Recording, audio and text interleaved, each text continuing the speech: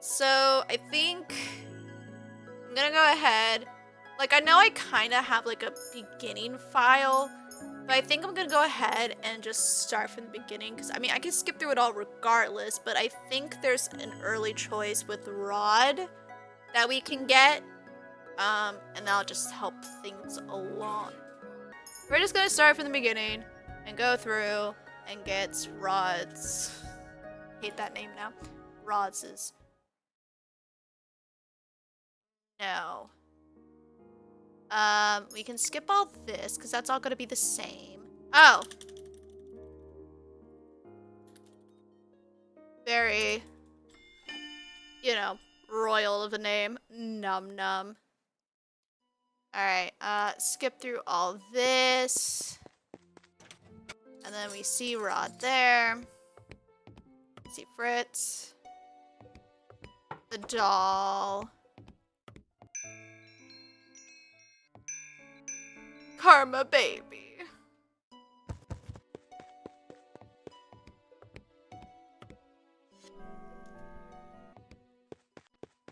I thought there were options early on. Am I mistaken? I guess I was mistaken because we're at chapter 1 now. I don't know what the fuck. I'm gonna save over. Actually, I'm gonna start. I'm actually gonna start. Let's see. If I start from, let's say here, this could be Rod's like folder area. Sure. Or actually, that's where we could probably start from and work our way up from there. I don't know. The left. Have we gone left before? I guess not, because it's not skippable. Wait, yes it is. I lied. Up, yep, we ran into Karma, and we got his... Okay, hold on. Load. We're not making this same mistake multiple times. Okay, we'll go right. What does right give us? Hey, this way. Oh! You're... No time to talk, princess. How do you know who I am? There's another one. Stop running, you two! Ugh! Come on. Boy grabs my wrist and pulls me after him. He takes off with a sudden burst of speed, and then I'm running even faster than I just was. I'm not entirely convinced following him is a good idea, but at least the boy seems to have a better sense of direction than me. Oh. The running causes rocks in the pathway to come loose, and before I notice them in my path, I step down hard on them. A sharp pain shoots up into my foot, and I collapse to the ground. Ugh, excuse me. It hurts. Princess! I try to stand, but the pain in my feet is unbearable. I fell back down into the dirt with a gasp. I can't. Got you now. Just hand over your coins and neither of you will get hurt. I won't let you touch her. Ha! Says the little boy. Well. Oh! Hey, Karma! Sup? I'm sorry I murdered you. I didn't mean to. What is this ghastly sight before me? Oh, that was his. Sorry. What is this ghastly sight before me? Two adults, studying a child and a lady? How very ungentlemanly. What the likes are you even doing around this neighborhood? You asking to get fleeced? Asking? Perhaps I'm in the mood for a scuffle. And then it's the exact same art, I guess? What was anything different? I don't think anything was different. Well, I mean, they would have let me skip, but I don't know. I wasn't paying attention. The nobleman brandishes his sword, his expression confident, maybe even cocky. Show me what you've got, sirs. And please, don't bore me. Who are these people? I ain't doing this for the money. He's got a sword. What? Come back here, you coward. The two of us can take him. I think your friend has the right idea. I'm not the type to show mercy. Ugh. This is way too much trouble for a little gold. You're late. I think this is all mostly the same. I don't know. I'm confusion. Sorry, kid. You know how hard it is for me to be invisible around here. Wait, what did she just call me? Hetty, small one. Okay, so now we can skip. Oh, never mind. Hey, princess. Princess. Calm down. Parfait will be able to help her. But for now, we need to move before anyone else sees us. Yeah. Oh, so either you get a heart with karma or you get a heart with waltz. Interesting. Okay, so that's the only, like, real difference here. Don't worry, you're safe now. Okay, interesting. Alright, so everything else is basically the same. I have no questions.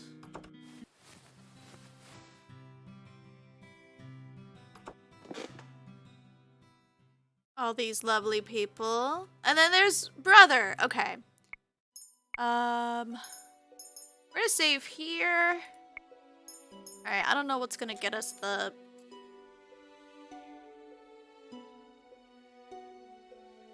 You hate me.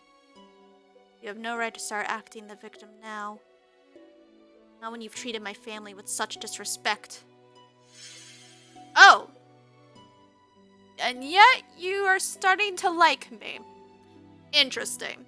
The only reason I didn't say anything before is because Emma Lane didn't want me to. Okay, yep. Just basically being told, yeah, life sucked around the castle because you were such a ice cold person.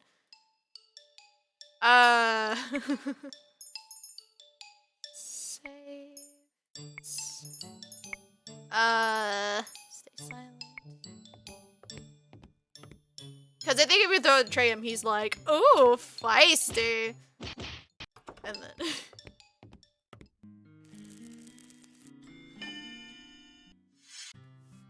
and we're being forced to work. That's fun. And then we're gonna hang out with Rod now. Rod came to the market today to discuss something with Parfait. This is just the third time he has visited the tavern since I have been here. I wonder what he discusses with Parfait. Rod's eyebrows furrow as soon as he sees me enter the room. I mean, fair enough. Oh, it seems like the princess has something she would like to speak with you about, Prince Rod. Probably already knows why I'm here. Thank you, Prince Rod, for telling me about this. I shall leave you with the princess now. Rod's expression turns grim. He clearly disapproves of me, even just being in the same room as him. As soon as Parfait leaves, he shoots a glare in my direction. What do you want? All I have done is enter the room, and he is already angry. Well, you kind of treat his sister like ass, so... Still not used to being treated like this by him. I am here to ask you about goodness. You are asking the wrong person, Nom-Nom. Did I make the right choice in choosing to come to him? I do not intend to help you break your curse, no matter what Lady Parfait says. Pardon? Elaine and my mother have tried to be kind to you many times, but you only ever respond with disrespect and cruelty. Cruelty? You think I have been cruel to them? How else would you describe your behavior?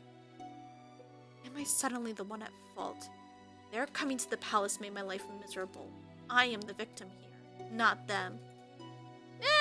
Debatable. Others may think you're capable of goodness, but I severely doubt it. I do not wish to work with you, so do not come to me for help. Excuse me. He turns around and begins to walk away, leaving me to stand alone in the room, even angrier than I was before. How dare he treat me like this? I grab his arm and pull him around so that he is facing me. I refuse to let him belittle me like this, especially when I am making a conscious effort to change. What if I can help you break your curse? Will you help me then? Rod fixes me with an icy stare as he pulls away. I don't intend to break my curse. What? Rod shoots me one last glare before he leaves the market, leaving me to stand there, confused. If he does not intend to break his curse, then why is he even here? Good question. I stare in horror at the floor. Wait, I've read all this. Rod again! I glance over at Rod as he enters the tavern. It's almost perfect timing. He told me that he does not intend to break his curse. Yeah, here he is again. Rama sends my eyes on him because the minute he walks in, he turns to look at me. His expression is as cold and unmoving as always. He poignantly leaves the tavern area and enters the reception. I follow after him. I told you to find someone else. What can I do to make you stop hating me? What? You said that whatever I had done to you or your family was bad. So if I reverse that, I might get a good deed. You truly don't understand how goodness works, do you? I would not be asking you if I did. Rod closes his eyes and rubs the back of his neck. He looks thoughtful, but also irritated. I intend to break my curse as soon as possible, and I will do whatever it takes. And it seems to me that the easiest way to achieve a good deed is to fix the supposedly bad things I have already done. So are you going to help me or not? Tell Lady Parfait I will see her another time. He leaves the room without answering my question. I ball my hands into fists. Calls me the cruel one? Skip.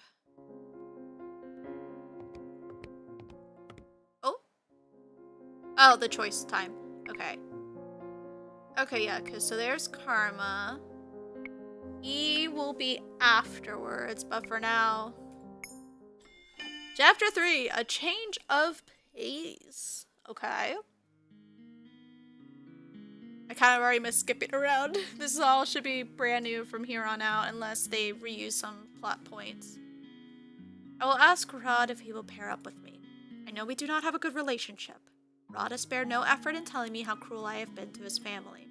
But I feel that rectifying whatever mistakes I made with them might be an easy way to get 3 good deeds. Oh, is this going to be very interesting. But Nom-Nom, didn't he tell you that he didn't want to break his curse?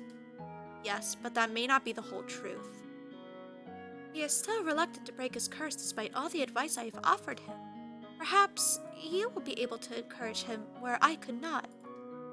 I do not care if he does not want to break his curse. I only need him to help me remedy the supposedly bad things I have done to his family.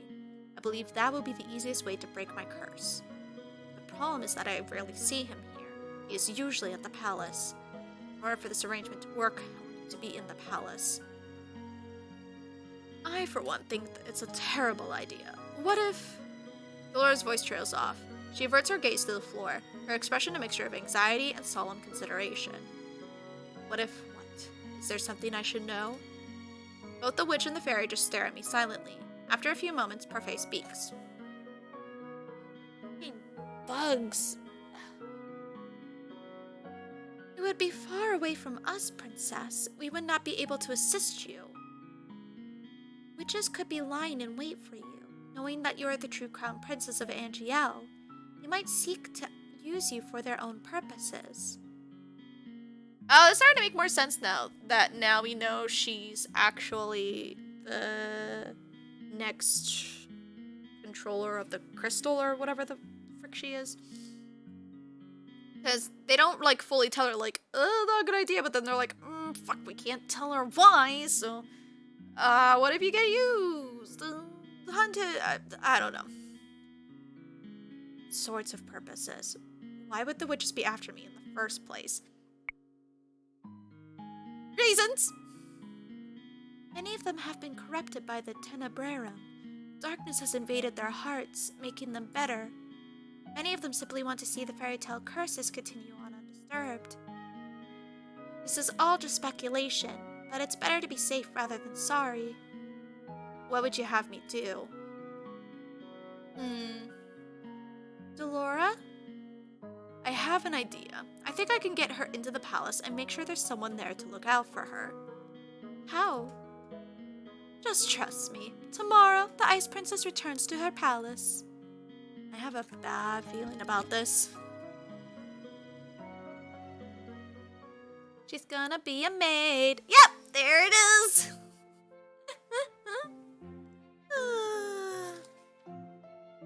Okay. This cannot be happening. Don't dilly-dally. The princess will soon be awake and expecting her new maid. I close my eyes and suppress the urge to groan. How is it that Delora was able to turn me into Emma Lane's personal maid? Oh, fuck. She thought this would be funny, did she? Well, I will make her pay for this. I expect you to not be late again. We have very strict rules on how the palace staff should behave. I'm not exactly sure how Delora managed this. She told me she was going to cast a spell on me and that it would be over as soon as I opened my eyes. I closed my eyes and sure enough, when I opened them, I found myself here in a maid uniform. What did she do?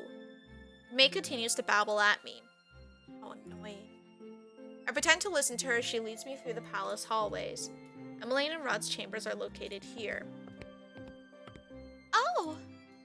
We come to a halt when Emmeline suddenly appears from around the corner. Your Highness?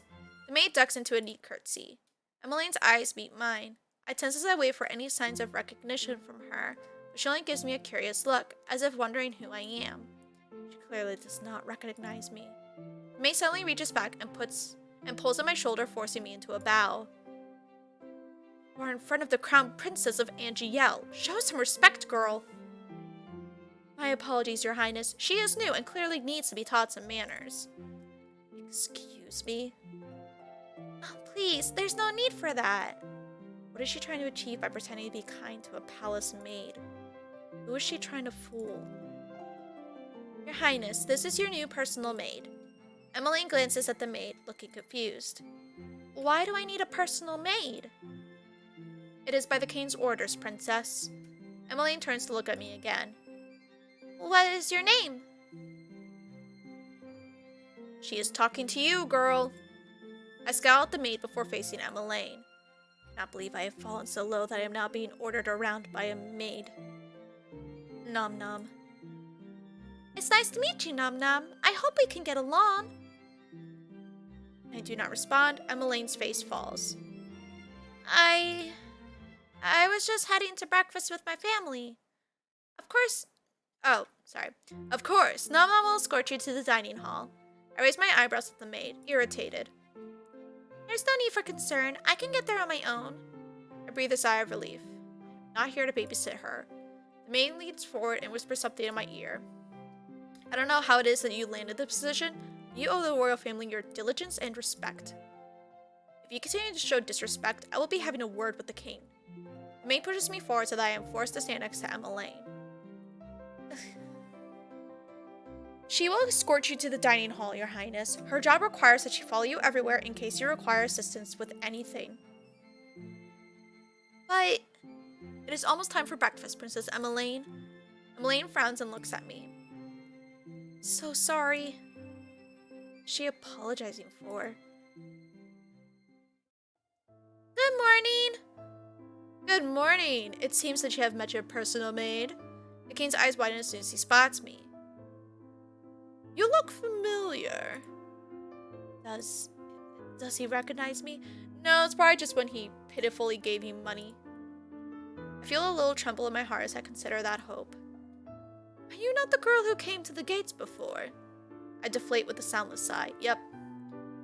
He remembers me as the peasant. This is the first time I'm meeting you as Emmeline's personal maid. What is your name? Nom-Nom. That is a lovely name. We are glad to have you here, Nom-Nom. The king gives me a warm smile. The softness of his gaze makes me angry. Never treated me so kindly when he remembered me as his own daughter. Emmeline takes her seat while I walk to stand at the walls beside the other maids and butlers. The door opens and Rod walks inside. He greets the king, Ophelia, and then his sister. He's just about to take a seat when his eyes suddenly fall on me. I was hoping more for a wide-eyed shock, but I guess this will do. The shock is apparent on his face.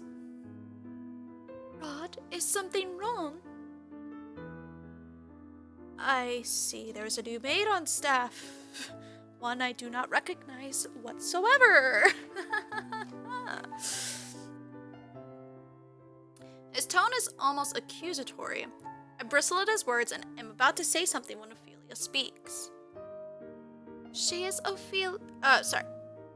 She is Ophelia. She is Ophelia. She is Emmeline's new personal maid, Nom-Nom.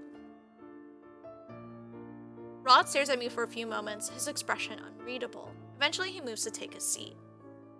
I stand silent and watch the royal family eat their breakfast. The small area is filled with happy conversation. The four of them smile at each other when they speak, and it is easy to see how comfortable they all are with one another. I was still here. Our meals were always so quiet. Everyone looks so happy now. I bite my lip to will the heavy feeling away. Rod told me that before, but I did not want to believe him. I turned back to the conversation at hand. We have something very important to discuss with you, Emmeline. Oh? I have brought this up before, but now the matter is more pressing. Is it about... Yes, this is about the ball. Ophelia gives the king a disapproving look. Dear... I know it seems a strange proposition, but this is a royal tradition. Emmeline is at a suitable marrying age, and this ball may yet help her find a suitor. Release the DLC where I can date Emmeline instead. If only. But a husband. Emmeline's cheeks are tinted pink. A royal ball for Emmeline. For her to find a husband? I never would have agreed to such a thing. The king never forced me into one because he knew that. I will not force you to marry someone you do not love, Emmeline. We agreed on this ball to uphold tradition. All eligible bachelors will be invited in 4 months' time, and you will choose the man you want to court you. I did find my true love through a ball, after all. He glances at Ophelia, who responds with a fond smile. Her expressions falls back into something more worried when she looks at her daughter. What if I can't choose anyone? 'Cause I'm gay! We will throw one ball as per tradition. We will not force you into another ball if you do not find a good suitor, but we must uphold traditions at least once. Perhaps this will push you to think more about the future. I will not put any added pressure on you, Emmeline, but I would be happy to see grandchildren before I have to give up my throne. I am not getting any younger, you know. Oh, this is a sore topic for me right now. Oh, children. Father! I could tell that the king is trying to make light of the situation, but there's an undertone of seriousness. Emmeline eventually sighs, then slowly nods. I understand. My gaze shifts to Rod to search for a reaction, but his expression is impassive. No reaction at all. Did he know this was going to happen? But can I really be the princess the kingdom of Angel deserves? I feel so unprepared. You are the crown princess of Angel. You must be confident. Emmeline looks down, looking genuinely distressed. I'm finished. May I be excused? But sweetheart, you've barely touched your food. You may. Emmeline stands up and ducks into a quick curtsy before rushing from the room. I do not move until I feel Rod's glare on me. I realize that I am meant to follow Emmeline. Excuse me. I curtsy and follow after Emmeline. I barely make it a few steps away from the dining hall before the door flies open and Rod is rushing after me. What are you doing here?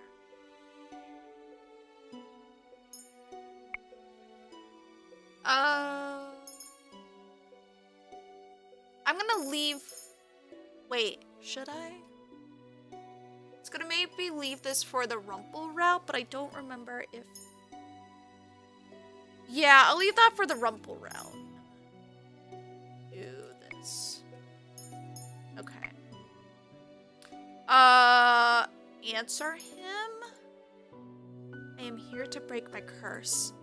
You expect me to believe that when you had people offering to help at the market? Rod's expression changes, anger clear in his eyes. No, I know why you are really here. What are you talking about? You thought you might take back what is rightfully yours, didn't you? You have no qualms about hurting my family again. I stare at him, nonplussed by his accusations. I carefully quell the simmering anger inside me. Last thing I want is to be fired before I break my curse. I am not here to hurt anyone, so stop accusing me of such things. We glare at each other in silence. Oh, okay, I was gonna say, like, is that not a positive answer? I had always thought that Rod was closed off and quiet. The His emotions are always blazing in his eyes. You shouldn't be here. Rod steps back, but his gaze is still fierce. I do not have time for this. I'm going to find Emily. Why? So you can insult her? No, because it is now my job to attend to her. Excuse me. The last place I expect to find Emmeline is in the throne room. Much to my surprise, I find her standing alone inside, staring up at the throne. Oh! When she turns to face me, she has a guilty expression on her face. I'm sorry.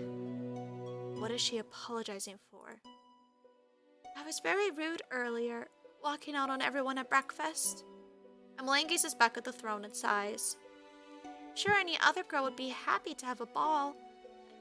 It's like something out of a fairy tale.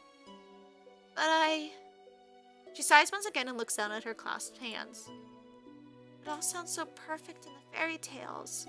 3 days is all it takes before everyone's found their true love. But I don't think that's how it works out in real life.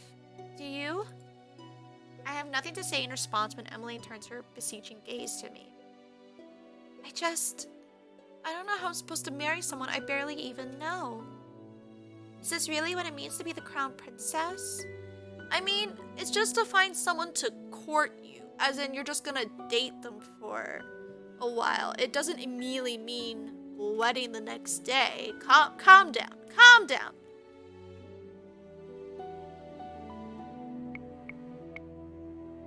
I read them.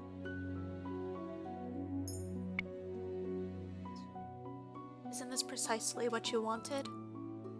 Excuse me? When your mother married the king, you became a princess. You went from rags to riches overnight. I cannot keep the bitterness from my voice when I speak. Your life is playing out like Cinderella's, is it not? All you are missing are the glass slippers, and even then I am sure the king could arrange for a pair. I don't understand why you are so unhappy. Oh, neither can I. Emmeline turns away from me to face the throne once more, and in the sun that streams through the windows, I see something shining on her cheeks. Is she crying? So ungrateful. Nom-Nom, what'd you do? What? If you were in my place, if you became crown princess overnight, would you go through with the ball? For the sake of Angie's tradition? For the sake of your role? I would never do anything so worthless.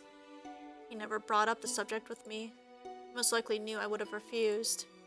Emmeline suddenly pats her cheeks and turns to me, a wry smile on her face. I could do with some fresh air. Shall we go to my friend's shop in town? We have only just exited the throne room when Emmeline stops short and I almost bump into her back. Oh! Oh, this guy. Oh, right. Your Highness, what a pleasant... Sir Mythros abruptly stops to stare at me. Oh, that's it! Oh my god! Oh shit! Thank you for the raid! What? Hi! I wasn't expecting anyone to watch today. Hello! Oh gosh, I'm choking on my own excitement. Fuck. Yeah, I was gonna stream yesterday, and then I said no, because I was so tired, and I didn't even post an update. I was so tired. I was just like, it's not happening. But I wanted to do it today, so here I am. Oh, thank you for, wait, it's gifting.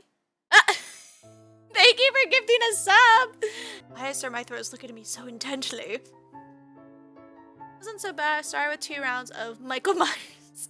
Oh no. Isn't he really hard? At least that's what I remember. Is something the matter, Sir Mythros? He's so terrible. He is. We always pray like, please no Michael, please no Michael, please no Michael, please no Michael. When my friends and I would play. Anytime we got it, we were just like, let's go. No, nothing at all, Your Highness. I am just amused. Because he's like, oh, the princess is now a maid. That's funny. Yeah. You're a maid now instead of a princess. Amused. Oh, you haven't met my new maid. This is Nom-Nom. Nom-Nom. There is something in Sir Mithras' gaze that I do not trust. The silence is stifling, so I curtsy at him. Sir. Charming. Sir Mithras turns his attention back to Emmeline. Where are you off to on this pleasant day?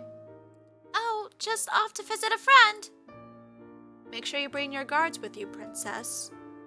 Of course. I wonder what's taking him so long. Emmeline decided to invite Rod to join us on her visit. One of the guards offered to get Rod for her, but he still has yet to return. Another stands with us by the gates, ready to escort us into town. Why does the king even keep these incompetent fools if they cannot find a single person? Maybe we should go look for Rod. But then, what if he gets here as soon as we go searching for him? I say, I will go look for him. You can stay here. Excuse me. But you don't need to run errands for me. I kinda have to. I'm your maid. She has yet to ask me to do anything. What does she think a maid even does? Right? I look at her solemnly, not answering her. Finally, she relents. Thank you, Nom-Nom. I incline my head just slightly before walking off. I feel like a babysitter. I cannot believe I have to search for Rod. What a terrible name, Rod. This is only slightly better than being dragged around by that broom. I turn around the corner and nearly bump into someone. I take a few steps back just in time. Fritz! Eddie remembers us! Ah! Princess? I look up in shock. Fritz's surprise mirrors my own. Where have you been? I've been looking for you everywhere. He pauses to stare at my clothing. Why are you wearing a maid's uniform? Fritz, you remember who I am? I would never forget you, Princess Nom-Nom. Oh, this is not your romance route, sir. You can't be flirting with me like this. Next time, but But it does seem like I am the only one who remembers you. What is going on, princess? The only people who remember me are the witches, fairies, and Fritz.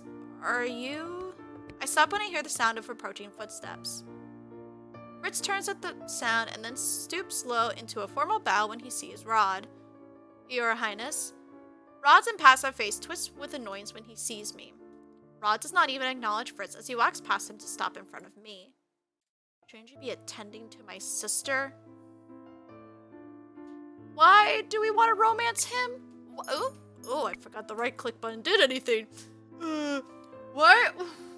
He's annoying me so much already. Why do I want to romance him? Why is he an option? And not like anyone else, like Mithras or something?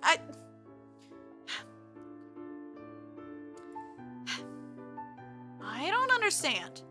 Prince Rod, do you know why the princess is dressed like this? Rod is clearly just as surprised as I am that Fritz remembers me. You recognize her? You remember the princess too? But if you knew, why didn't you say anything when she first went missing? And can someone explain to me why she's attending to Princess Emmeline? This is Fritz. I cut him off before he can ask any more questions. I feel Rod's gaze on my back as I turn to look at Fritz. No more questions. But princess, right now I am a palace maid. A what? It is a long story and I have no time to explain now, so do not ask. Fritz is clearly discontent. He seems to struggle for a few moments before he finally sighs and nods. Yes, your highness. Though it is nice to hear someone here speak my title, it will not do if Fritz calls me that on accident. It is just Nom-Nom for now. But I turn to face Rod. Emmeline is waiting. What? The guard cannot even deliver her message? Where are you going? Emmeline wants to visit her friend's shop in town, and she wants you to go with us, Rod. Town? Ordinarily, I would not mind Fritz joining us. Right now, he might just be unnecessary company. May very well give me away. Rod barely wants to speak with me when it's just the two of us. I doubt Fritz would make him more sociable. I am assuming that accompanying you is not an option at this point. Yes. Fritz looks down for a moment before looking at Rod. I am sorry to ask this of you, Your Highness, but since she refuses to let me do so, please look after Princess Nom-Nom in my place. I don't need protecting, thank you very much. Especially not from this douche nugget. Thank you. Ridiculous. I do not need to be coddled. Thank you. Even if I did, Rod couldn't care less if I am hurt. I will do my best, Sir Fitzgerald. Excuse him, what? Excuse it. What do you What? Can't tell if he's being genuine or not. Fritz bows to the both of us. Stay safe, Nom-Nom. And you, Your Highness. Rod turns and begins to walk away without another word. Come on. Rod is silent as we make our way back to the palace gates. What the fuck happened to the other guard? The useless guard who went to look for him. Where the fuck did he go? I am still thinking about what he said to Fritz earlier. Would Rod agree to Fritz's request? Because he just wanted him to leave? Sure, whatever. It doesn't matter. It literally doesn't matter. Let's just go. I stare at Rod's back as he walks in front of me. Sometimes I cannot figure out what he is thinking. Rod! Nom-Nom! Emmeline beams when she catches sight of us. Are you ready? Rod crosses his arms. He does not look very happy with his sister. Even though Rod is younger, I cannot help but think that he often sounds like the older of the two. I am busy, Emmeline. I can't keep dropping everything whenever you want to leave the palace. Sorry, but I just really needed some fresh air today. But you don't have to go. Just say, no, sorry, I'm busy, and then she'll go by herself with the guards. Why is this a need? This is the reason she keeps apologizing all the damn time. Again, release the DLC where I can date Emmeline instead. She seems quite lovely. We would be great together. Why do I have to deal with him? Fuck off. You can get plenty of fresh air on the palace grounds. I felt I needed to be off the palace grounds. Emmeline's face drops as she looks down at the ground. Rod lets out an exasperated sigh before stepping inside the carriage. Come on. Rod? Just for an hour, okay? Thank you. Honestly, just get out of the carriage. Get out. I'll take her by myself and we'll be just fine. Thank you. We'll have a date instead. I soon come to realize that it's easier to walk around town now that everyone has forgotten who I am. The atmosphere around town feels brighter. Is this literally just going to be like, hey, remember the prologue where everything was dark and shitty? Let's have an exact repeat of that day. Except now everything's much better because you're not an ice princess. All the spiteful stares are gone. Princess Emmeline! Oh, how are you doing? Is your wife feeling better? Emmeline has responded to most of the people who know her. She seems to know a good majority of the people in town. I hang back as Emmeline speaks with the man. The night escort hovers somewhere nearby, watching for disturbances. It's going to take longer than an hour if she continues like this. I am not going to rush her. Don't you need to return to the palace to continue whatever work it is that you are doing? Ra raises an eyebrow at me. I do have to get back to my studies, but my family always comes first. If this makes Emmeline happy, then I will gladly come with her to town. It's a small thing. Then stop making her feel fucking guilty about it. Happy? I look more closely at Emmeline. She is smiling, but then she always smiles. I do not understand. She's more at ease talking to the townspeople sometimes because they don't judge her. But she have to worry about being judged. It is clear that everyone adores her. Emmeline takes the man's hand in hers as she wishes him well. Rod points out the gesture. See that? That's goodness. You can learn something from my sister, Nom-Nom. It's goodness pretending to be interested in the lives of strangers. Emmeline eventually says her goodbyes before walking toward a familiar store. This is the toy shop I visited with Emmeline and Rod before. I glance at Rod and notice the expression on his face. He seems conflicted. But why? Before I can ask, Rod marches in front of me and decisively pushes open the door. Okay. When I enter, Emmeline is already hugging the shop girl. Eurissa. Emmeline, you look as beautiful as ever. Oh, please, I look the same. You, on the other hand. Emmeline steps back before nodding, a bright smile on her face. Being in love suits you. When is the wedding? Wedding? Is she already engaged? I catch a small movement out of the corner of my eyes and turn to glance at Rod. Did he have a... Oh, he has a crush on her. Oh, no. And that's why he's like the Little Mermaid. Because he's... Oh. He's in love with someone who doesn't love him back. Oh. Hey, Ron, you get a slight pass from... Slight forgiveness from me. Damn it. Catch a small movement at the corner of my eyes and turn to glance at Rod. I notice his fingers clench into a fist before he quickly hides his hand behind his back. Though his expression is as impassive as always, I notice this tenseness in his shoulders.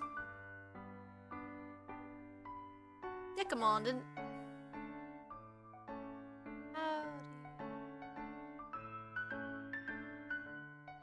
Dessimond and I haven't set a date yet, but it should be soon. Would you? Nope, that was terrible. What the fuck was my accent? And what even is that name? Decimond? Ooh, Decimond? Decimond? What the fuck is that name? Now, I haven't set a date yet, but it should be soon. Would you? Oh, sorry, I skipped something. Victoria trails off when she notices the rest of us. Hello, Rod. Eurissa. His tone is surprisingly static. Last time he was here, I was sure he sounded friendlier. That was before he realized she was getting married. So what can I help you with, Emmeline? Looking for another doll? Another doll? But Emmeline is not interested in dolls.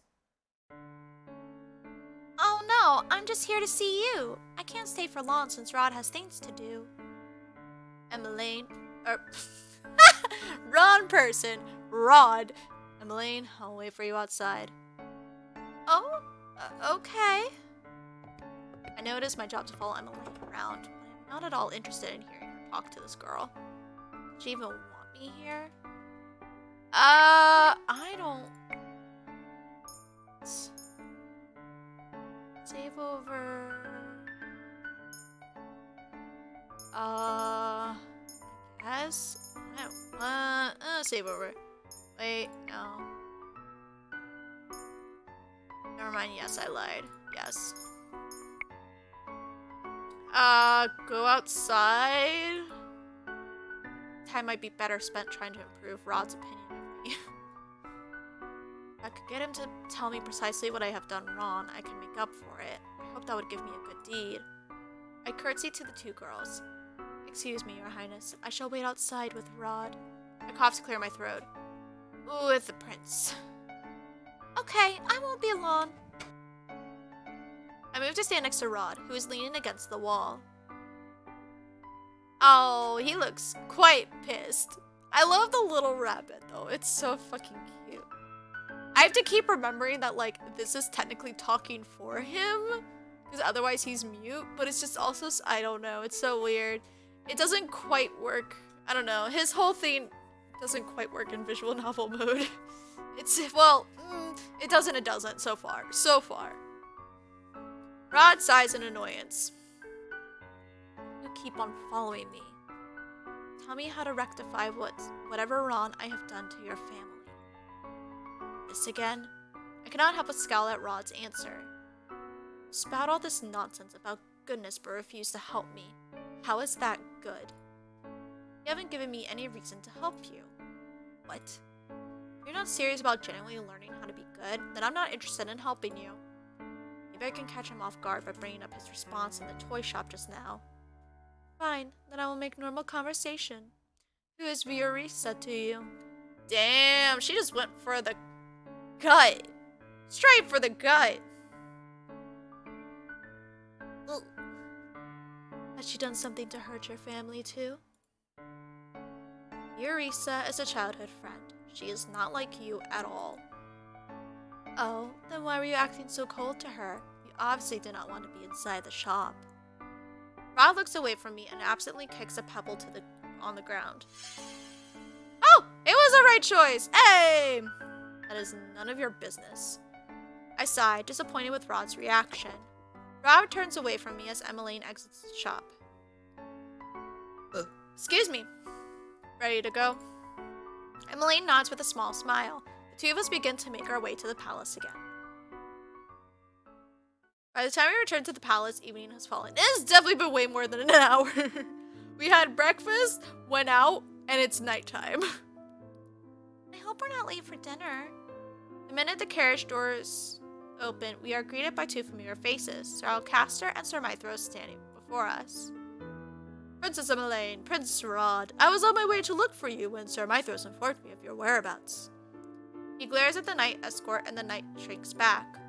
Sir Alcaster turned sharply to me afterwards, his eyes narrowed. Is he looking at me like that?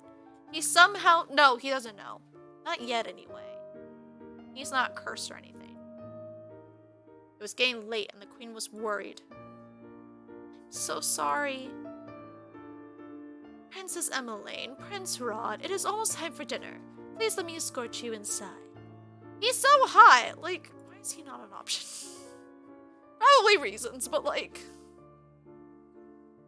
Sir Mithros gestures for them to follow him. I'm about to follow after them when Sir Alcaster suddenly moves to block my path. His eyes are cold. He opens his mouth to say something, but then closes it and shakes his head. You are dismissed, girl. You may go back to your quarters. But that is an order. His gaze is piercing. Even when I was the princess, I was not able to stand up to that gaze. Yes, sir. Damn. Started being evil. After dinner, I make my way back to the room assigned to me. As I walk down the hall, I notice Rod heading in my direction. Rod? He suddenly grabs my arm and pulls me away, down the hall. Okay. Where are you taking me? Rod does not answer and just continues moving until we reach an unfamiliar door. What is going on? Rod cuts me off by placing a finger on my lips. He looks around wearily before finally pulling me in through the door with him. This place. I have heard of this place before, but I've never seen it. Is this the secret passage that leads into town? Rod does not answer me. He simply keeps walking, and I see no other option but to trail after him. How is it that you know this place? He still refuses to answer. Are you deaf? Rod suddenly stops and I bump into his back. I stumble back with a scowl.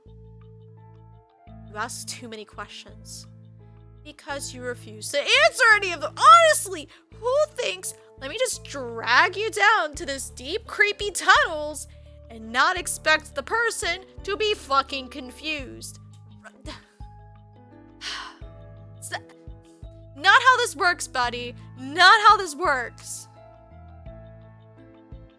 I glare back at him until Rod makes an exasperated sound. Lady Parfait is the one who told me about this passage. It makes sneaking out of the palace easier. Parfait? She did not give me any explanation as to how she knew of this place. There were only meant to be 2 copies of the keys. The king has one and Sir Alcaster has the other. Then why do you have a key? Don't tell me you stole it from the king. I am not a thief. Lady Parfait also has a copy. She saw fit to provide me with the key for my own use. What? How does Parfait have a key to this place? You'll have to ask her that yourself. Once we step into town, I realize where it is that we are headed. We are going back to the market. Laura is the first person we see as soon as we enter the market. Well, look what the cat dragged in. Laura, you. Rod's glare silences me. He steps forward and points back at me, gaze icy. She is not staying at the palace. What? Laura raises an eyebrow. Why is that? She works there now. I do not know what game you are playing, but I will not be part of it. Excuse me? This is not a game. I do not want you meddling in my life as you meddled with hers. The room's temperature drops several degrees. Dolores stares at Rod, her expression suddenly lacking any emotion. With all due respect, Your Highness, I do not want to meddle with your wallowing.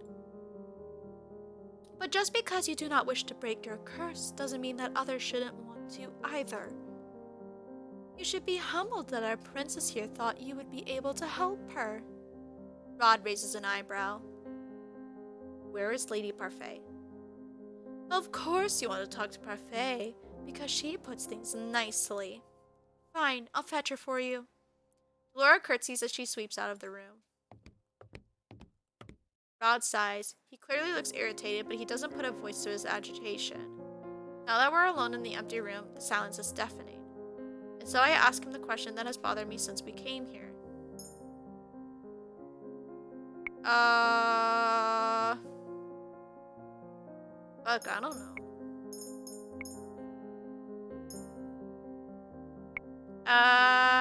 Why do you not want to break your curse?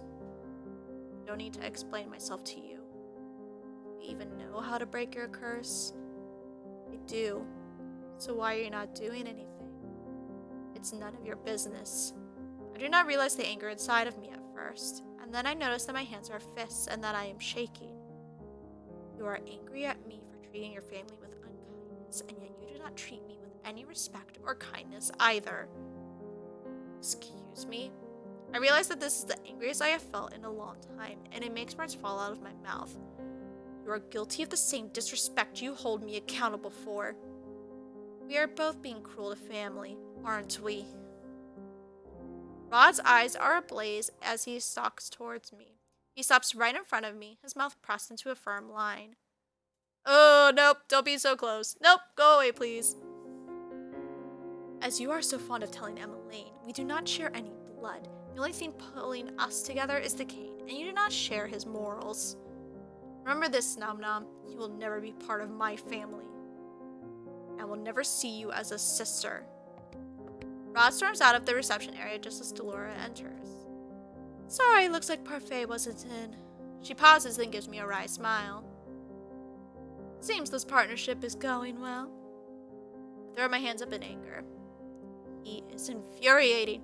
Alright, I didn't see a heart thing though, so we're gonna load and try the other one apparently. I thought this would be selfish, but maybe not.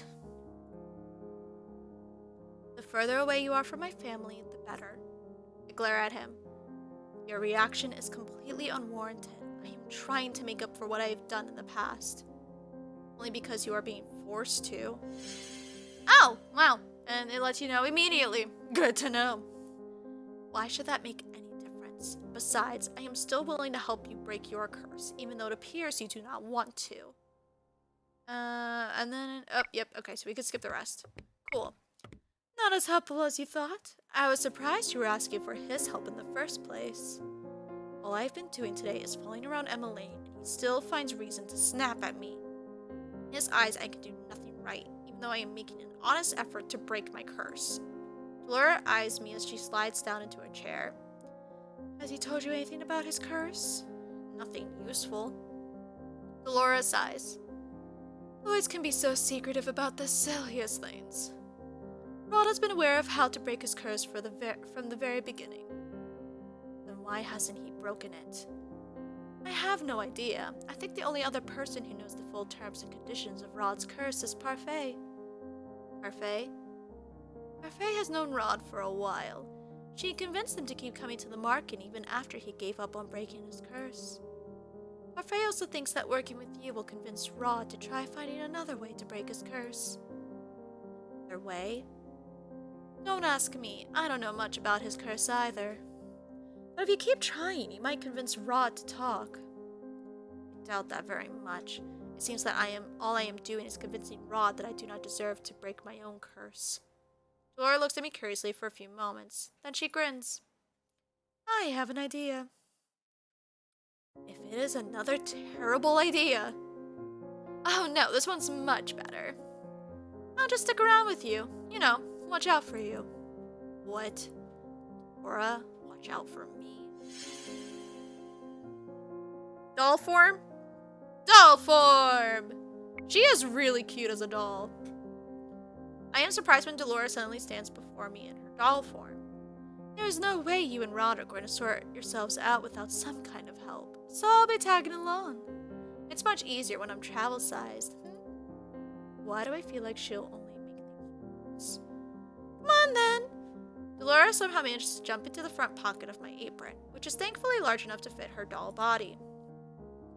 Let's go find us a prince and get ourselves back to the palace.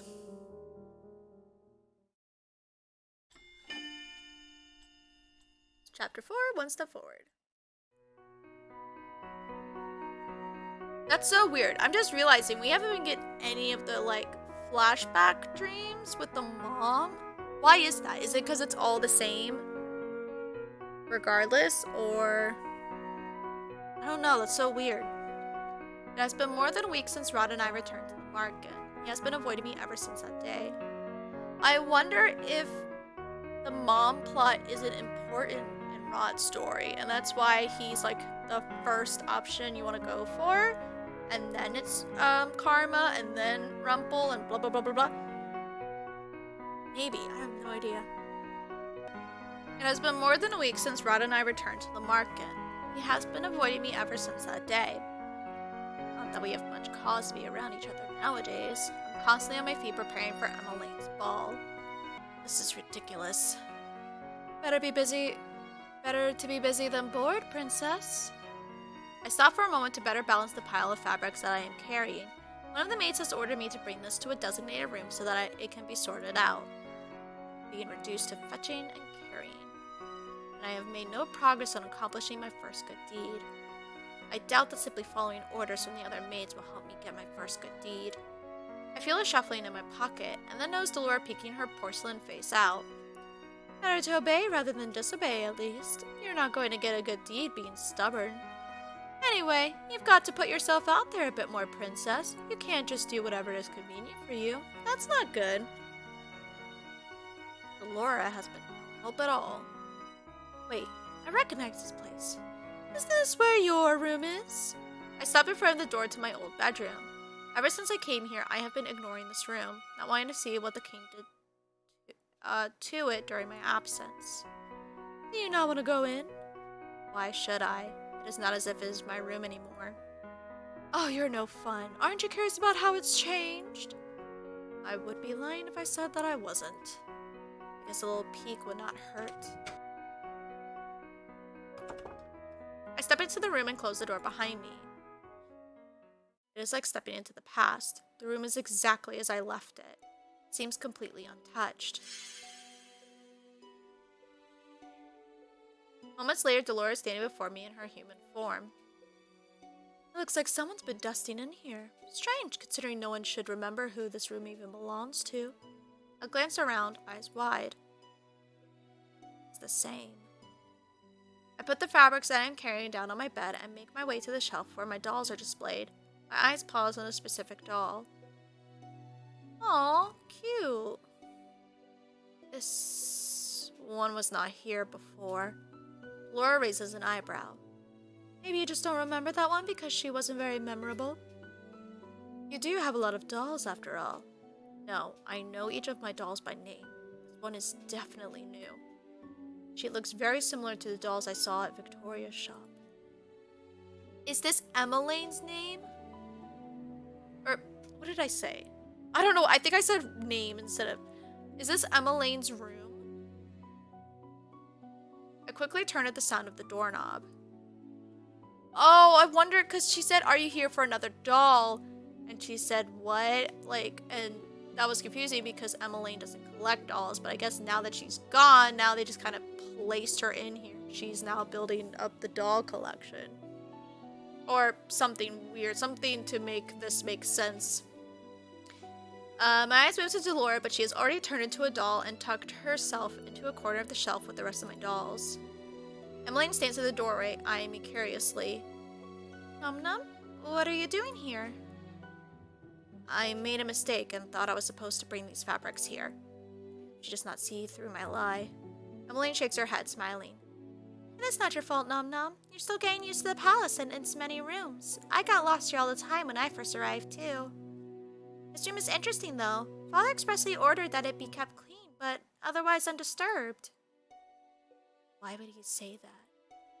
He won't say why, but apparently this room is very special to him. Maybe it belonged to someone he cherished. Oh, so he vaguely realizes that something's missing, but he doesn't remember her otherwise. Cherished? Joke. Still, I cannot help but feel hope at her suggestion. I don't think Father would like either of us being in here. We should leave soon. I only came here to put a ribbon on one of the dolls. One of the dolls? Yes, I've put one of my dolls here. She walks past me to pick up the doll I did not recognize. I bought this. Emmeline always visited Viorisa, but I did not think she liked dolls. She always preferred receiving and buying books, so why does she have this doll? You like dolls? Well, I mean I don't mind them, but I don't usually buy them for myself, no. So why did you buy this one? Emmeline looks at the doll with a sad smile and shakes her head. I'm not sure. I bought it as a gift. I remembered that much. I was gonna give it to someone who liked dolls. Someone I wanted to... Oh my gosh, so she bought the doll for Nom-Nom. Before she got hit with the curse. Oh. See, why are we romancing her? Why isn't she the romance option? Damn it! Someone I wanted to befriend. I don't know why, but it feels right to leave the doll here until I can remember whom I was meant to give her to. Emmeline is silent for a moment before she turns to me with a bright smile. I know you have a delivery to make, but could you come with me to the palace entrance first? Mother is still busy talking with the cook, so the fabrics can wait. I resist the urge to glare at her. She better not be dragging me around to do yet more errands. I'm expecting a delivery, and I might need your help. I thought so. I have no choice but to nod. Of course. I begrudgingly follow Emmeline toward the entrance, and there I see the delivery carriage. A familiar person stands behind it. Or beside it? Beside it. Viorisa! Emmeline pulls Viorisa into a tight hug. I turn my attention away to glare at the number of boxes at the back of the carriage. I will no doubt have to help carry them inside. How are the preparations for the ball coming? Emmeline's smile seems forced at first, but then eases into something softer. It's going well, I suppose. How about the wedding? Decamon and I haven't finalized the date. It'll be 2 days after your ball. Oh, I have finalized the date. Be 2 days after your ball. Can't wait to see you in your wedding dress. These two always talk so much when they get together. Yeah, it's like they're friends or something. Wild, isn't it? I ignore their chatter as I walk up to the carriage to observe the boxes piled inside. What is in the boxes?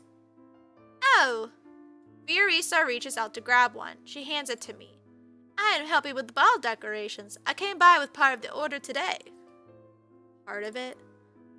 Careful, it's a bit heavy. I take the box from her hands and nearly stumble. This is heavy. Emmeline should have the male servants do this. Queen Ophelia placed quite a large order. I brought the most fragile decorations first. Oh, the glass baubles and vases? I grit my teeth as I shift the box in my arms in an attempt to make it easier to hold. I thought you worked at a toy shop? Yes, but we also have aisles dedicated specifically to party decorations. How convenient. What kind of toy shop is that? Nom-Nom, will you be alright? I feel annoyance simmer within me. obviously not alright. Emily reaches out to help me with the box, but she is too late. I have only taken one step forward when the box slides and I stumble. I manage to cradle it in my arms, but its weight is too much for me. Before I hit the ground, I feel strong arms around my waist, pulling me back upright. The box is taken from me. Oh! Hello. Huh. I did not picture you as strong, but okay. My heart and mind are racing, and for a moment I cannot comprehend what has just happened. Are you alright? I glance to the side and am shocked to see Rod standing there. The expression on his face gives nothing away, but with our close distance I could see some flicker of emotion in his bright eyes. CERN? I am... Nom-Nom, I'm so sorry. Are you okay? Rod pushes me and I stumble forward. Wow, rude! Oh my gosh. Rod pushes me and I stumble forward, almost tripping on the ground. He raises an eyebrow at me. Know your limits, Nom-Nom. I glare at him as anger begins to bubble up in my chest. Save this one. Ah, killed one of the fuckers. There we go. Stay silent. Telling him off sounds like a bad idea. I clench my fist and take a deep breath to try and calm myself. Not stoop to his level. He is the one being cruel here, not me. Yep. You shouldn't have stubbornly tried to carry something that was too heavy for you. I will not take responsibility if you get hurt.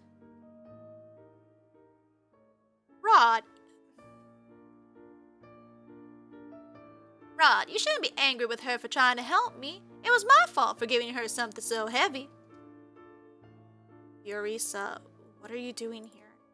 Rod's voice is still cold. Fiorisa looks startled by his tone. I only came to deliver some of the decorations for the ball. You thought Emmeline and her maid could carry these things on their own? Rod, this is not her fault. I am the one who chose to bring Nom-Nom with me. I underestimated the size of the delivery. Fiorisa was just delivering the supplies. At least she admits her mistakes. I never thought Rod would be so stubborn. Emmeline's expression softens as she looks at her brother. She looks sad. Rod ignores her and picks up the box that I had been carrying. He begins to walk away before he suddenly stops and glances back at me. Come on. Rod? We're going to call some servants to carry these boxes in. He turns around and begins to walk away. Emmeline's personal maid, not his. I glance at Emmeline, who nods her head. I really am so sorry. Thank you for helping my brother, Nom-Nom. I curtsy ever so slightly before running after Rod. Rod, wait. He picks up his pace as if trying to lose me. I turn the corner and barely stop myself before running right into Rod's back. What now? Why are you so angry at me today? I have barely even spoken to you. Your presence is enough to darken my mood. I glare at him and cross my arms. Funny, you call me cruel, but right now you are worse than I ever was. I don't need someone who hasn't even managed a single good deed to lecture me. Ooh. Right in the heart! I have to try very hard to resist the urge to slap him. You were supposed to help me get a good deed. As I said before, I never agreed to this. I still refuse to help you. Rod starts walking again, and I hurry after him. I cannot help but recall how cold he was with Fiorisa earlier. I thought they were friends, but he treated her like this at the toy shop too. Why were you so angry with Fiorisa earlier? No reason. I raise an eyebrow when Rod quickly answers the question. Then you were cold for no reason. You have such a princely disposition. Rod frowns, but has no rebuttal for my words. You must be generally cold and unfriendly. Excuse me? That would explain why you treated Fiorisa as you did. I had thought that you two were childhood friends. Fiorisa was always closer with Emmeline than with me. You may have been friendly once, but we've since become distant. Distant? It is none of your business. I pause as we pass by my door, remembering that I left both the fabrics and Delora inside. I make my way toward the door and open it. What are you doing? None of your business. To quote you. Enjoyed your field trip? I frown when I see her sitting on my bed in human form.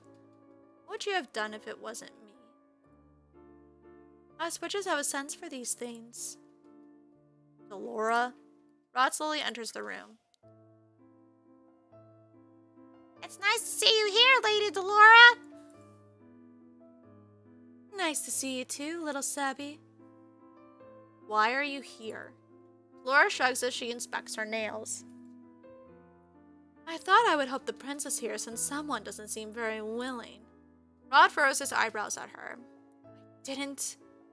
Yes, I know. You didn't sign up for this. Do you really think you have a choice, Rod? Delora looks at Rod pointedly. You know the consequences if this fails. Rod looks away, expression conflicted. Consequences?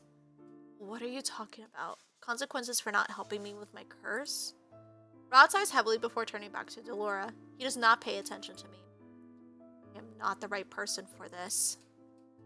Doesn't matter what you think. The princess thought you were, so suck it up and do your job. Damn. Rod is silent for a few moments before he finally faces me, looking resigned. We'll help you then, but don't expect me to change my opinions of you. I shrug at him. It's not like I was expecting you to in the first place. Delora grins with clear triumph. Good talk. Rod sighs. In order to achieve your good deeds, you're going to need to mend what you broke first. I feel I already know what he's going to say. My sister has always wanted to be your friend, so you must do just that. Show her kindness, and you may be able to get your first good deed through her. Show her kindness, huh? Delora decides to stay in my room for the time being, saying that she believes Rod will be able to help me for now. Later, I make my way to the dining room with the fabrics and see Emmeline and Ophelia inside. Nom-Nom! Ah, I see you have the fabric. Thank you. Ophelia takes the topmost sample of fabric and begins to inspect it as Emmeline walks up to me. Where's Rod? He returned to his studies. Oh, right. He has history lessons today, and I am yet to finish my history homework, which is due tomorrow. As Emmeline muses aloud, I ponder what Rod told me earlier. I must become Emmeline's friend. Is that really a good deed? I hope Rod didn't send the servants out before he went back to his room.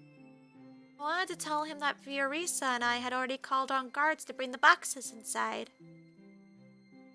Maybe he decided to start his lessons earlier so that he could make your dance lesson this evening. His lesson? Father wanted to hire the best dance instructor in Angel, but I honestly feel more comfortable with Rod teaching me. He's a good dancer, so Father has allowed it. That is a surprise. I did not know Rod could dance. He used to prefer singing, but then his voice.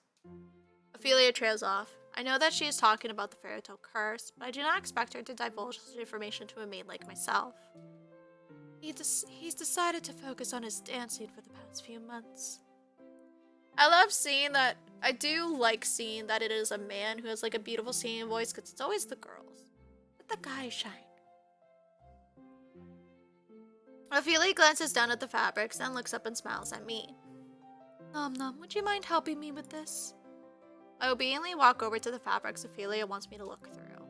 They are apparently samples for the tablecloth that will be used during the ball. Zoe, really? You didn't want to cuddle with me earlier.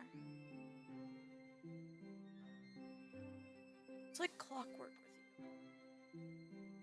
Come on, I'm waiting. This is going to be a long day. Rod comes immediately to the throne room after his history lessons to start on his dance lessons with Emmeline. Then hurry the fuck up! Hello! Lap open. Go. You do this all day with me. I don't get a break with you. Now lie down. I am only standing here because it is my responsibility as her personal maid to watch over her as she practices. I watch as she steps out of rhythm and Rod sighs at her. You're doing it wrong. That's the 10th time. Sorry. Again. They start from the beginning, and I am unable to stifle my own sigh when Emmeline messes up the same step again. This would make the 11th time. I really am terrible at this. Would you rather have the royal dance instructor teach you? He has more experience teaching than I do. Oh no, I really do want you to teach me, Rod. Sorry that I'm such a slow learner. You're always good at everything. Singing, dancing, cooking. Prince Rod cooks? Yes, Rod does cook. He's very good at it. You didn't have to tell her that, Em. Does it really matter? I love bragging about how talented my little brother is. Ah, he's blushing. Oh, that's kind of cute. That's kind of cute. Ma'am, settle down. Come on. I see a tinge of pink in Rod's cheeks as he turns away. Is he embarrassed? Emmeline looks down at the floor, her smile smaller. I wish I was talented as you, Rod. I had always thought Emmeline was overly optimistic. She always seemed to bounce back with a smile, no matter how many times I pushed her away. Now I cannot help but reconsider that thought. Still, seeing her like this only irritates me. Being yourself will get you nowhere. Not everyone can be perfect at everything when they first start out. I remember when Mother gave me similar lessons. She was always such a harsh teacher, and she hated when I showed weakness in front of her. She made me keep practicing until I'd perfected whatever it was she wanted me to do. Failure was never an option. I never had time for self-pity. Instead of feeling sorry for yourself, just try harder. Let failure inspire you to do better. She's right, Rod. Instead of complaining, I should be working harder. I let out an exasperated sigh and crossed my arms. Always look at your feet whenever you reach the underarm turn. Instead, focus on counting your steps and let Prince Rod lead you. Worrying too much on your next step is what puts you off rhythm. Emmeline stares at me. Can you dance, Nom-Nom? I can. Why? Wow, that's amazing! There's nothing amazing about my being able to dance. Except you're a maid, so actually, yeah. At least in this perspective. Her praise makes me embarrassed regardless. Maybe I could learn faster seeing someone else do the dance first. Oh, so then we have to dance together? Oh, that's funny. I was wondering, like, are they going to make us dance together? I wonder how they're going to pull that off. This is how they're pulling it off. What are you talking about? It might be easier to copy the steps if I can have someone perform them first. She turns to me suddenly, eyes bright. Would you help me? I am meant to assist Emmeline in any way that I can, but dancing with her brother? Surely a lowly maid should not be doing this. Probably accept. This is the longest chapter. Well, if I do accept, at least I could prove that I am the better dancer than Rod. That's funny. Besides, I am supposed to be listening to Emmeline, no matter how absurd her requests are. If that is what you want. Really? Emmeline rushes up to me and takes my hands in hers. Thank you, Nom-Nom. I thought it might be an awkward request, but I'm so happy you've agreed to this. I turn to look at Rod, who is glowering at me. What do you want me to do, Rod? Do you want me to treat your sister nicely? Or do you want me to stay as far away from you as possible? You can only pick one, boo-boo. How about shut up?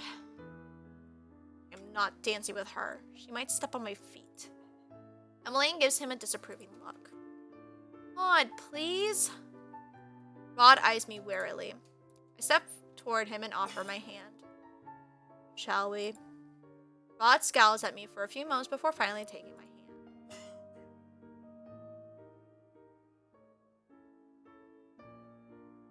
Huh.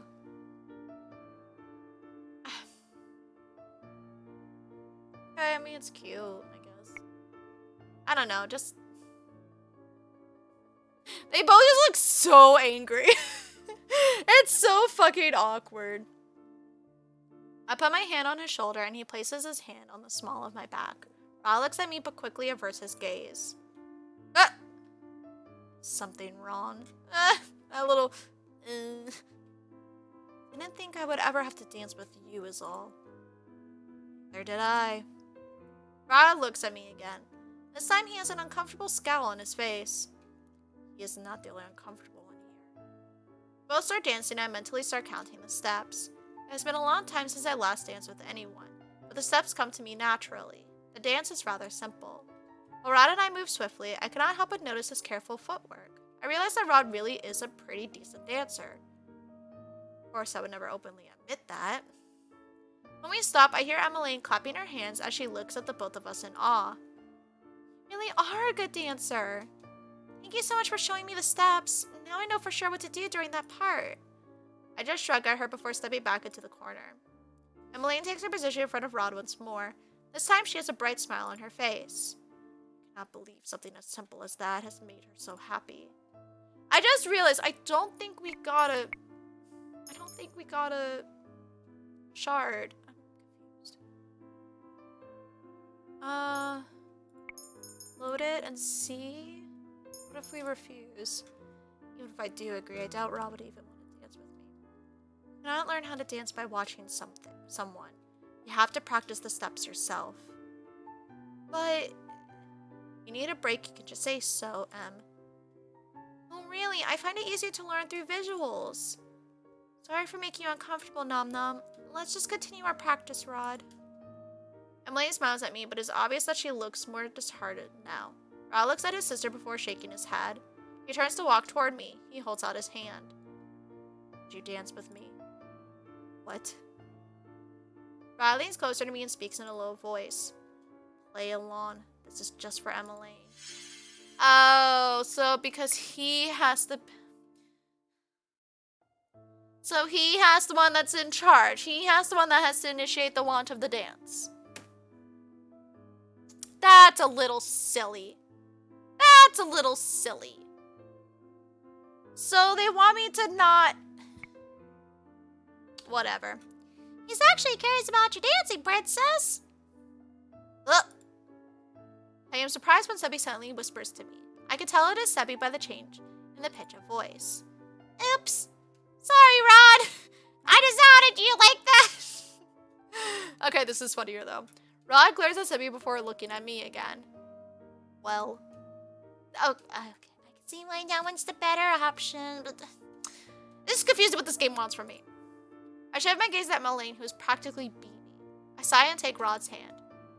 I know Emmeline does not like treating me as a maid, but this is a little too much. Fine, just this once. And then it's like, back to being awkward, haha. Okay. At the end of the day, Emmeline has managed to do the steps correctly. She tells me many times how grateful she is for the help. After practice, I return to my room and retire to bed. I think about how happy Emmeline was. How can such small things make a person so happy? Oh! Now we're getting the dreams again. And we can't skip, so this is new. You stepped out of rhythm again, Nom-Nom. But Mother, this is really hard. A princess never complains. You must perfect this waltz by tomorrow. Otherwise, I will not allow you to play with your dolls for the day. But if you have time for objections, you have time to push yourself harder. Now, once again from the top. Oh, that's kind of cute. Okay. The following days are uneventful. Emmeline continues her dance lessons with Rod. Her steps are still far from perfect, but I can tell that she has improved since my demonstration with Rod. Meanwhile, Rod still chooses to ignore me most of the time, though I have noticed that he is less cold than usual. At least he does not snap at me for no good reason anymore. Though Delora is no longer assisting me, she insists on staying in my room more often. She says that there is something important she wants to investigate, and I cannot even guess what it might be. prefer not having her around anyway, because constant chattering makes it difficult to focus on anything. Right now, I am still trying to figure out how I can achieve my first good deed. Oh, that didn't count. I mean, yeah, that makes sense, because she refused to do it. Yeah, okay, fine.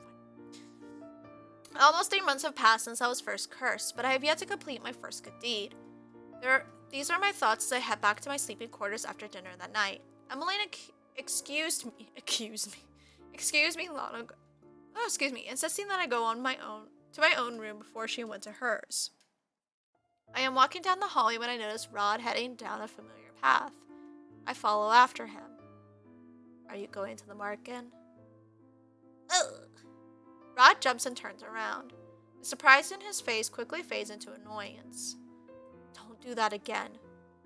And no, not today. Since I came here, I found out that Rod occasionally sneaks out of the palace at night through the secret passage to go to the market.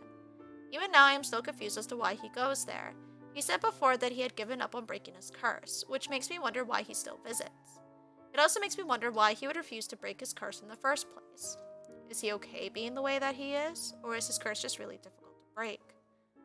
Why were you cursed, Rod? I am not answering that question. Why? I cannot help you break your curse if you refuse to tell me anything. I told you before that I do not need your help. I like how the first two guys, it's all like people who are like, I don't want to break my curse, or I refuse to tell you about my curse. It's like, can you all just fucking communicate? Thank you. Thanks, next.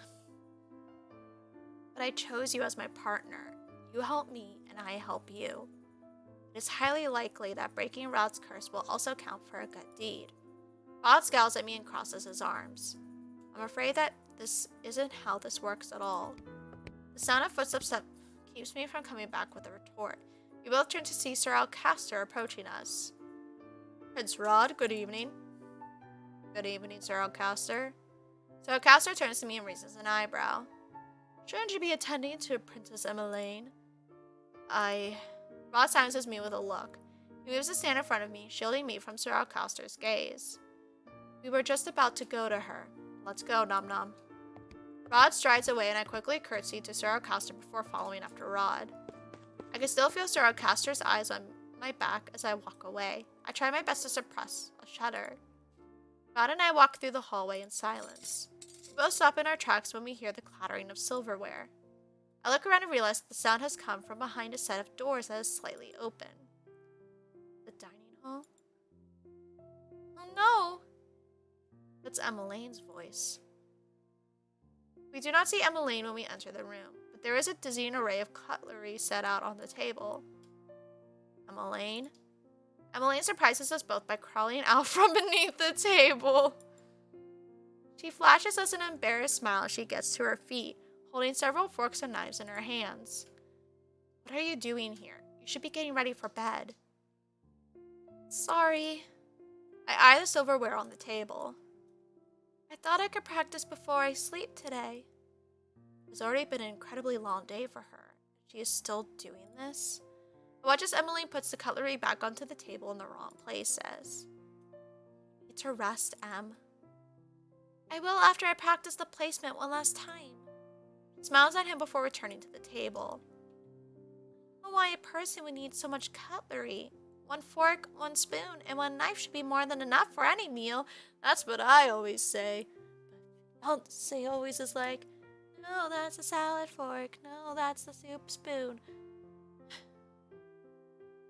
It's exhausting. I know, and all these glasses. If I recall correctly, this one is for water, this one's for red wine, and this one is for white wine. I don't. What do you? This is the longest chapter. Wait, no, we didn't start a new chapter. It's still the same chapter. This is the longest fucking chapter. Give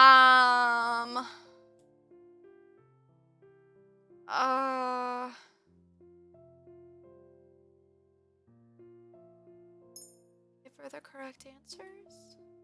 No, they sound like the same choice, but differently worded. That flute is for champagne. The other is for sherry. Oh, right. But there are 2 more. more. The other is for juice, and the other glass is for dessert wine. The dessert wine glass will only be used during the dessert course, and the juice glass is only used when juice is being served as a course. Otherwise, it is placed next to the water goblet. I see.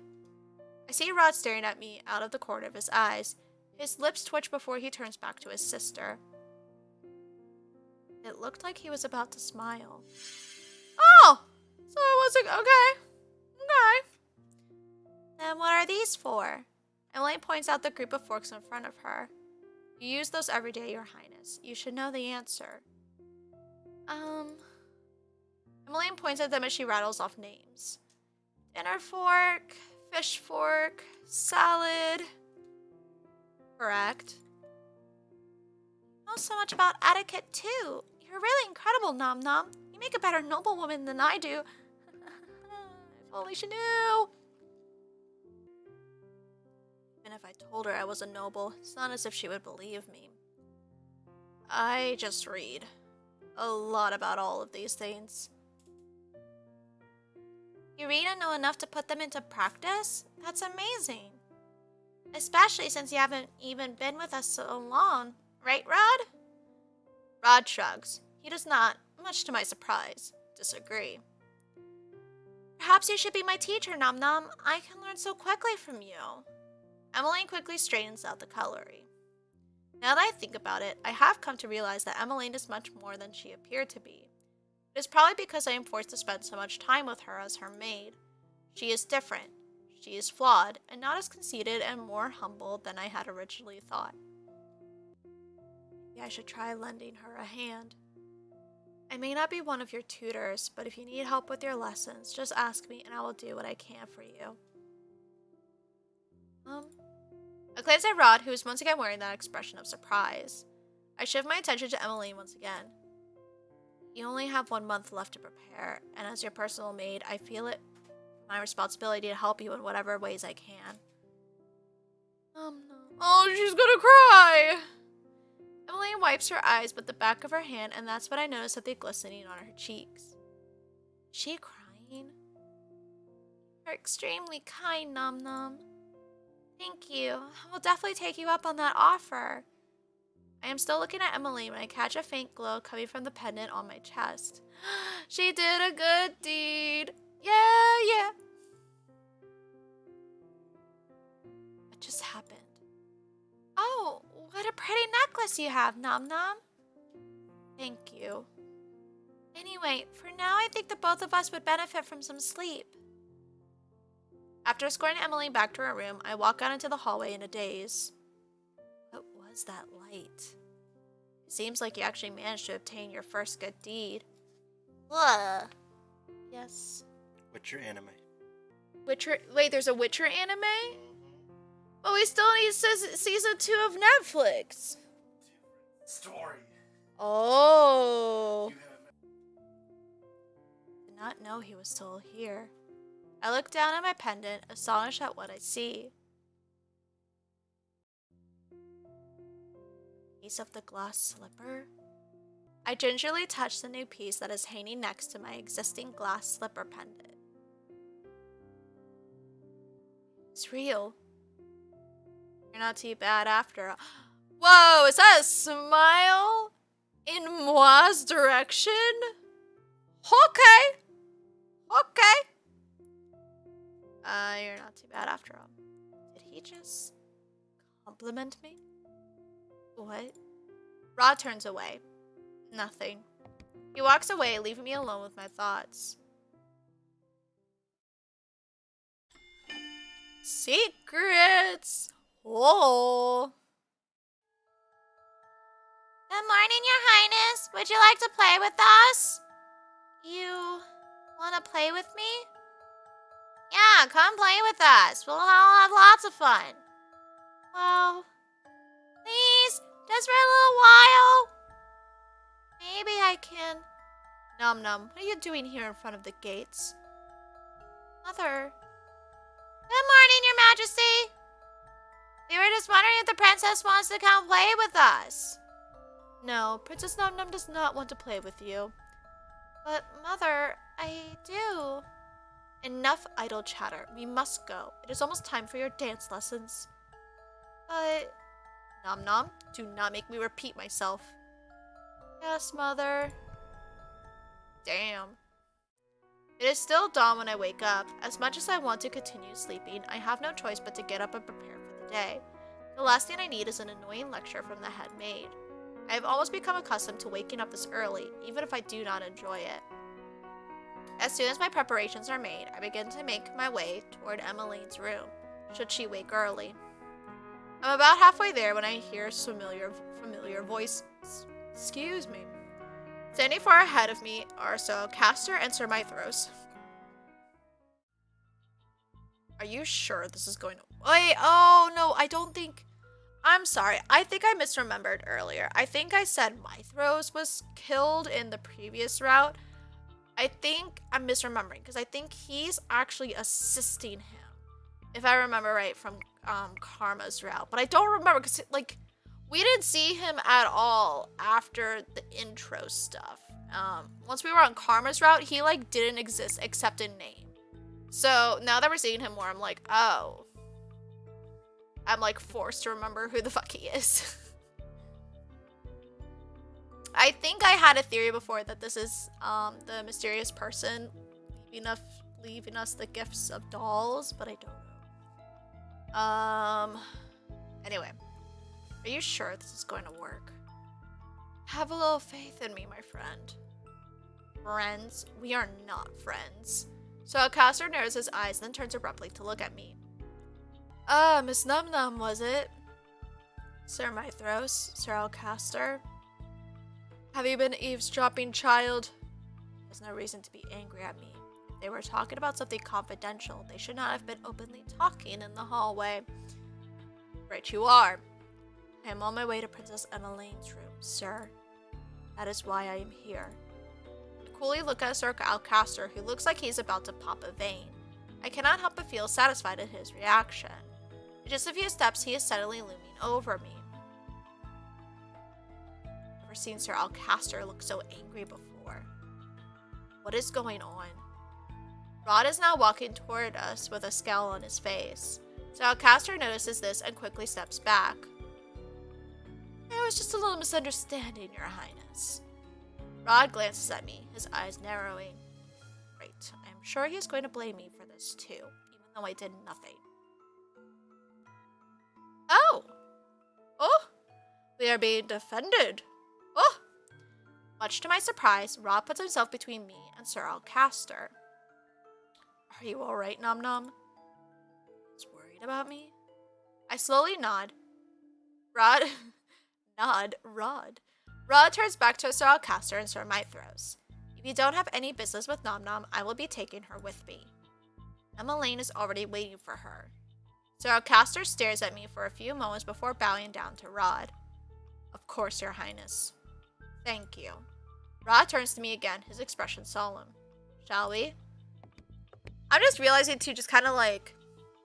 So, they've been... Well... I think they have been living in the castle for the past year, I think, if I remember right. I know it wasn't, like, a long time, because they were a recently new-ish addition. But it's amazing how much he already acts like a prince. I think he was just like, well, fuck, I gotta learn all this shit now. Okay, we're just gonna do our best at it. Like, I don't know, it's just interesting. He walks up before waiting for my reply. I look back at Sir Alcastor and Sir Mithros one last time before chasing after him. The both of us spend the next few minutes walking in silence. Rod has not said a thing since my encounter with Sir Mithros and Sir Alcastor. Are you okay? What? You already asked me that before. Is he really that worried?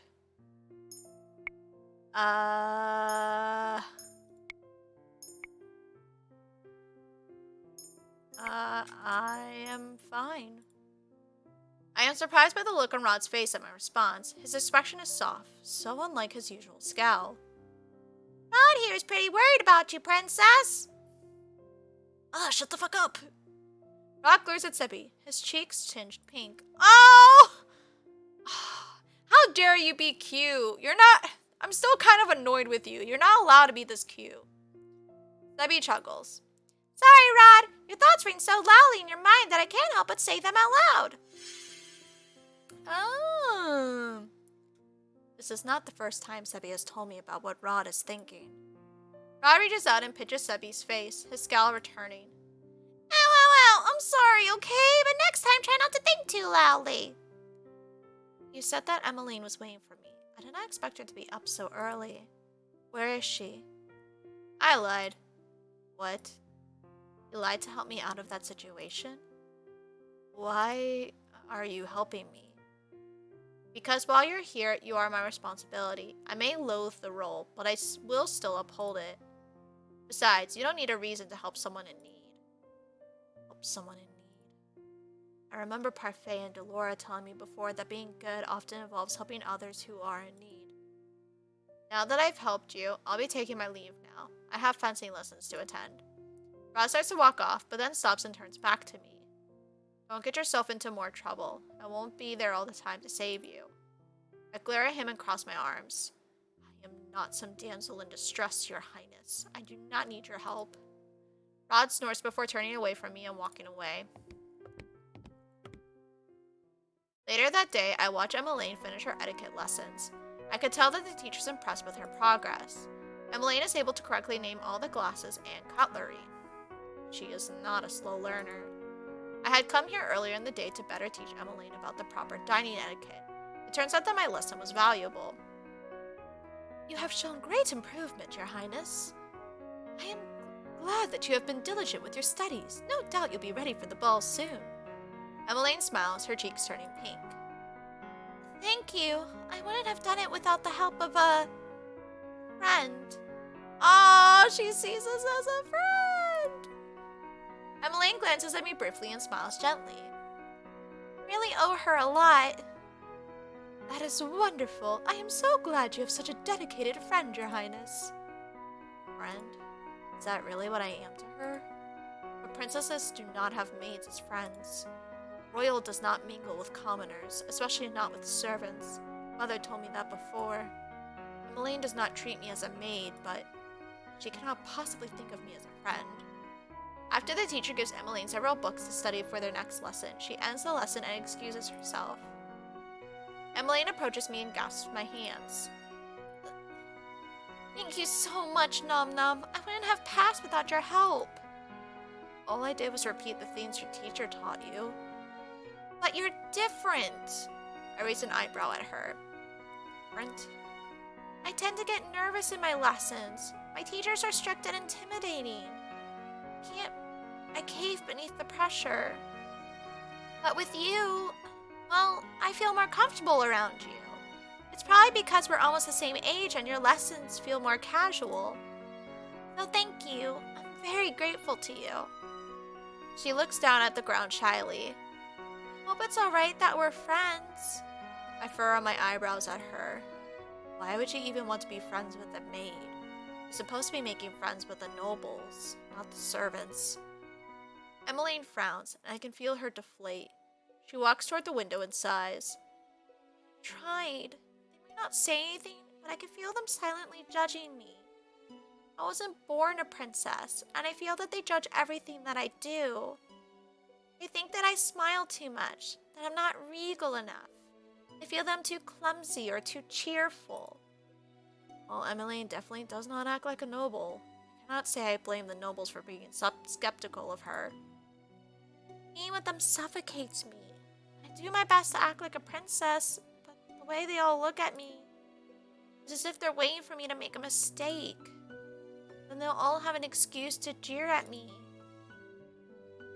Every girl dreams of becoming a princess, and yet this is not my dream.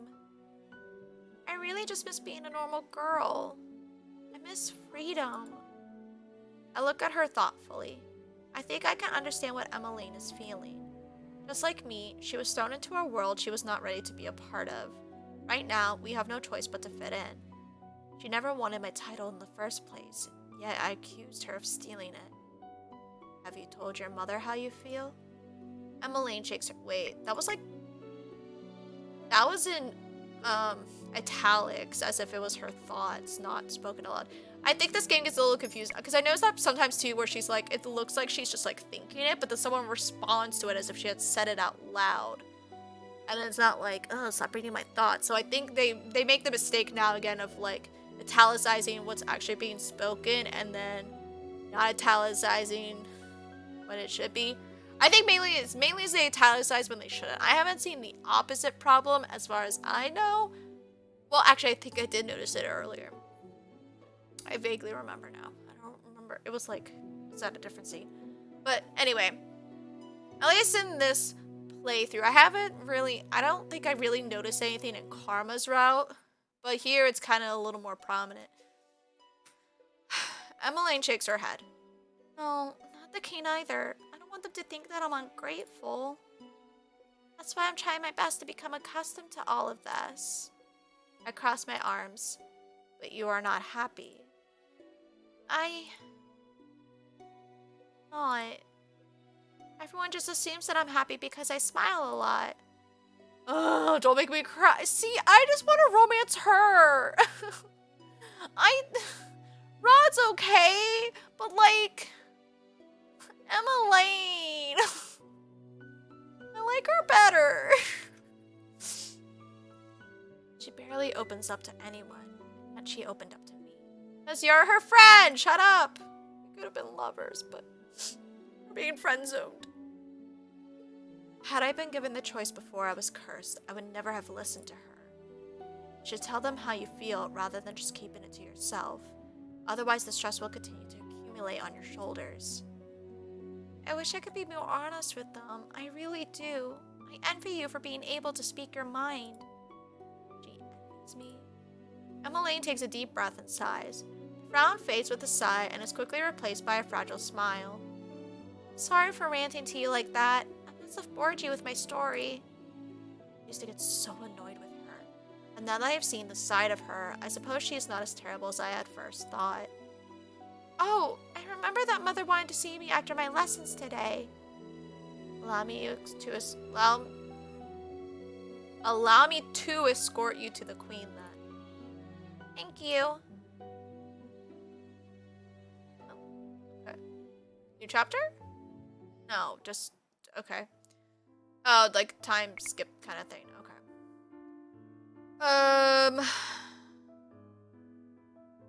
Yeah, I'll keep going for a little bit. Days pass without any real conflict. I run into Zoroaster again in the hallways, but his eyes pass over me as if I am something to be ignored. Delora, who had been ignoring me as she had been busy with other priorities, returned to the market yesterday to discuss something important with Parfait. It is not as if she has been any help since she came here. She mostly stays in my room while I run around doing errands for Emma Lane and taking on other chores as they are handed to me. Right now I am headed to the palace gates as I hurry to meet Emma Lane. She's going out to town to meet Viorisa again, and I was told to meet her here. Nom-Nom! I turn around to see Fritz walking in my direction. Ever since I told him to refer to me by my name, he has been stumbling over and not using my title. I rarely see him, but when I do, we do not have much time to discuss anything. Because it's not your route, Fritz! Can I help you with anything, Fritz? It's been a while. Have you managed to complete one of your good deeds? Days after I had originally run into Fritz, I managed to have a quick conversation with him regarding my curse. It has been a long time since that conversation happened.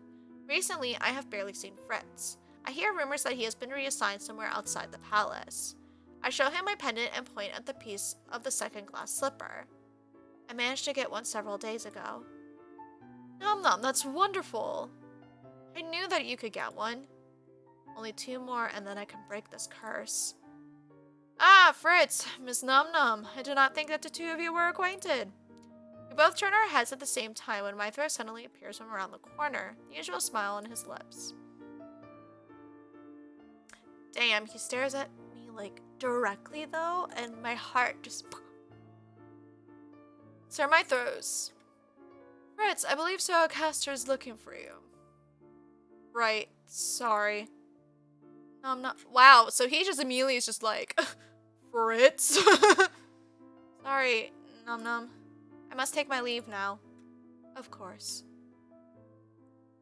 Fritz bows to Sir Mythros before walking off, leaving me alone with Sir Mythros.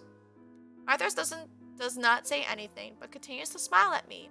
His staring makes me feel incredibly uncomfortable. Is there something on my face? Excuse me. I curtsy and start to walk off when Sir Mythros calls my name. Nom-Nom. Yes? I just wanted to thank you for your hard work and dedication to our princess. I look at him, puzzled by his sudden gratitude. Don't worry, everything will soon be remedied. Oh, that's an evil little quirk, if I do say so myself. Is he the masked? I think he's the masked person. That we see at the end of that we saw at the end of the other round. Yeah, I don't know. Anyway. Excuse me? My apologies, I did not mean to keep you. He completely ignores my question. He dips his head slightly before turning and walking away, the smile still on his face. What's that all about? Rod and Emmeline are already waiting for me outside the carriage by the time I arrive at the palace gates. Rod has his arms crossed and looks at me, irritable. His face is perpetually stuck in that scowl, it seems. You are late.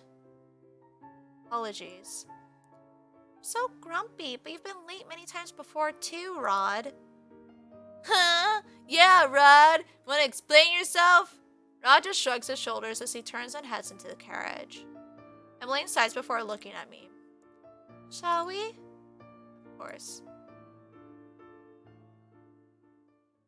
The three of us sit in silence as the carriage rolls toward the town. The knight assigned to guard duty is sitting out front with the driver, watching for any disturbances. Emmeline glances forlornly out one window while Rod silently looks out the other as he rests his chin on the palm of his hand. I notice Emmeline pausing to glance at Rod every now and then, restless. Finally, she breaks the silence. Are you still mad that I asked you to come along to visit Fiorisa? You could have declined the invitation, Rod. That's what I've been saying. And if you would only tell me what happened between the two of you, I would do my best to remedy the situation. Rod notices me looking at him and scowls. He turns his moody gaze to the window. I have nothing to say, Em. You used to be good friends with Fiorisa too, Rod. But then ever since you were... Emmeline stops herself, but I know that she is referring to his curse. After that day, you've kept your distance from her. Then, when you found out about the wedding, you became even colder toward her. And Fiorisa is worried about you, Rod. She worries that she might have offended you somehow. Yeah, by not returning my feelings. Emmeline? There's a hint of warning in his tone. Is it possible that Fiorisa is related to Rod's curse, considering the timing? Emmeline opens her mouth again to say something, but then suddenly stops and returns to the window, her expression mirroring Rod's own gloom. We are all silent until we arrive at the toy shop. Emmeline, good to see you again. And you too. Nom-Nom, was it? I nod in acknowledgement. Fiorisa nods politely at the knight, who stands guard at the shop door. It's just the two of you today? Emmeline and I both turn around only to see that Rod has indeed vanished. Emmeline frowns, looking both bewildered and disappointed. He was right behind us. I will go look for him. Thank you, Nom-Nom. Just as I expected, Rod is leaning against the wall of an alley just outside the toy shop.